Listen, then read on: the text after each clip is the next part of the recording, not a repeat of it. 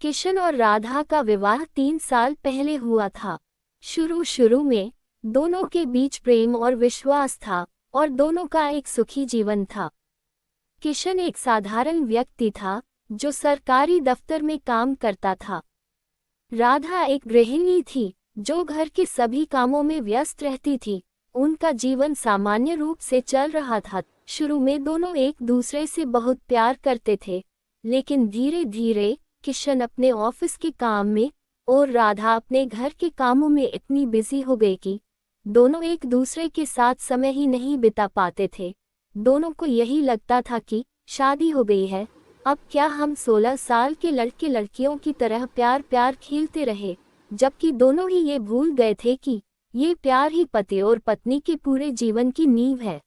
और इसमें कमी आने का मतलब है कि अपने रिश्ते को दांव पे लगाना। दोनों के बीच कुछ अधूरी बातें थीं जिन्हें वे अक्सर नज़रअंदाज करते थे, ये सोचकर कि शादी के बाद हर किसी की जिंदगी ऐसे ही होती है।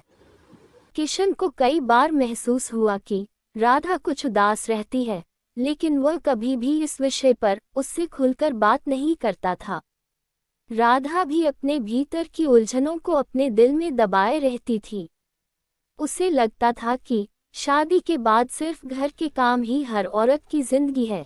एक दिन राधा की एक सहेली सीमा, जो कुछ दिन पहले ही उसी इलाके में रहने आई थी जिसमें राधा रहती थी, एक दिन अचानक राधा के घर आई।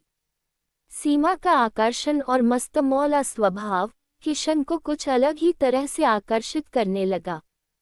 किशन और राधा की जिंदगी कुएं की उन दो मेंढकों की तरह थी, जिन्हें मन हो या ना हो उन्हें कुएं में ही रहना था।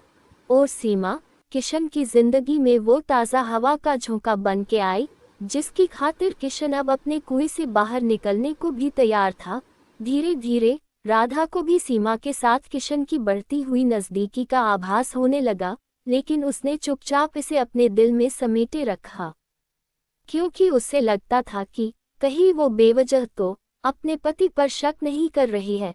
राधा का ये गिल्ट ही उसे चुप रहने पर मजबूर कर देता था।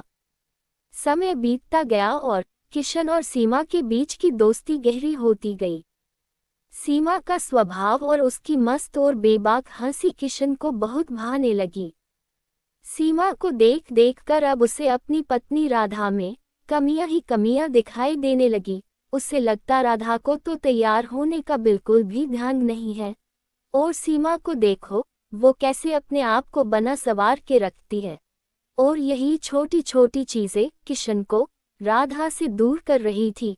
और दूसरी तरफ घर में राधा को जब यह एहसास हुआ कि किशन का ध्यान अब पहले की तरह उसकी ओर नहीं रहा और वो छुट्टी वाले दिन भी घर पर वक्त देने में कतराता है, तो वह और भी चिंतित हो गई। वह सोचने लगी कि क्या कुछ ऐसा है जो उसने खो दिया है, और क्या उसके पति की जिंदगी में कोई और आ गई है। राधा के मन में कई सवाल उठने लगे।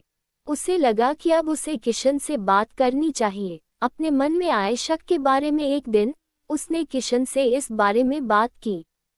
किशन ने कहा, तुम गलत सोच रही हो राधा। सीमा तो सिर्फ एक दोस्त है, पहले सिर्फ तुम्हारी थी, अब मेरी भी है। तुम चिंता मत करो, सब ठीक है। लेकिन राधा को उसका ये जवाब तसल्ली नहीं दे पाया। उसे महसूस हुआ कि कुछ तो ऐसा है जो किशन उससे छुपा रहा है। राधा की चिंताएं बढ़ने लगी, क्योंकि कई बार उसे पता चला कि किशन घर से ऑफिस के लिए निकला तो सही, पर ऑफिस पहुंचा नहीं।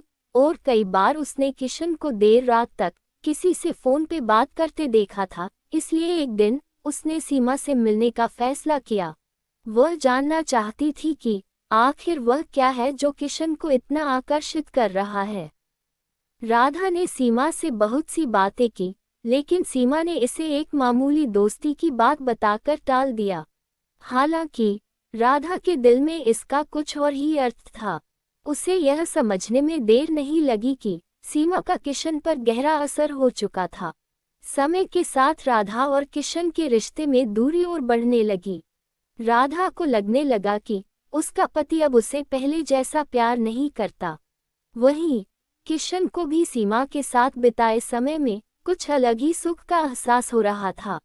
एक दिन सीमा ने उसे अपने घर बुलाया और सीमा ने उसे अपने दिल की बात बताई। सुनो किशन, अब हमें शादी कर लेनी चाहिए। अब मैं ऐसे समय बर्बाद नहीं कर सकती। मेरे घर वाले मेरे लिए रिश्ता ढूंढ रहे हैं और राधा को भी अब हम पर शक होने लगा है। हम ऐसे छुप छुप के ज्यादा वक्त तक नहीं मिल पाएंगे। लेकिन किशन अब भी अपने घर और राधा को छोड़ने के लिए तैयार नहीं था। उस दिन किशन को महसूस हुआ कि ये वो क्या करने जा रहा था। क्या सीमा को पाने की कीमत उसकी पत्नी से दूर होना है? उस दिन घर आते ही किशन राधा से बोला, राधा मुझे माफ कर दो, मैं बहक गया था। मैं सीमा के साथ समय बिताकर खुद को ही खो बैठा था। मैंने तुमसे शादी के वक्त कितनी कस्में खाई थी कि तुम्हारा ध्यान रखूंगा, तुम्हें ही अपना दोस्त, जीवन संगनी सब समझूंगा। लेकिन जीवन में आए छोटे से तूफान ने ही मुझे हिला कर रख दिया। मैं तुमसे बहुत प्यार करता हूँ राधा, मुझे माफ कर दो। मैं तुम्हारे साथ नई जिंदगी शुरू करना चाहता हूँ, जिसमें हम दोनों एक दूसरे का साथ दे। और सबसे बड़ी बात यह है कि हम दिन में कितने भी बिजी हो, लेकिन आपस में बात करना ना छोड़ें, क्योंकि पति पत्नी के रिश्ते में विश्वास और समझौता बहुत जरूरी हैं। सीमा से संबंध अब खत्म हो चुका था, क्योंकि किशन को यह एहसास हुआ कि पत्नी के साथ ही उसका संबंध कितना मूल्यवान है। किशन और राधा ने एक साथ मिलकर अपनी जिंदगी को फिर से एक नई दिशा दी। दोनों ने एक दूसरे के साथ ज्यादा से ज्यादा समय बिताने की योजना बनाई और अपने रिश्ते को नया जीवन देने की कोशिश की। यह एक कठिन यात्रा थी, लेकिन दोनों ने मिलकर इसे पार किया। सीमा अब उनकी जिंदगी में एक अतीत बनकर रह गई थी। दोस्तों, इस कहानी ने ये साबित कर दिया कि रिश्ते में संवाद, विश्वास और समझौते से किसी भी कठिनाई को हल किया जा सकता है। रिश्ते को बचाने के लिए सिर्फ एक दूसरे के साथ खड़ा होना जरूरी है। दोस्तों, कहानी अच्छी लगी हो तो इसे लाइक करें, शेयर करें और चैनल को सब्सक्राइब जरूर करें। धन्यवाद।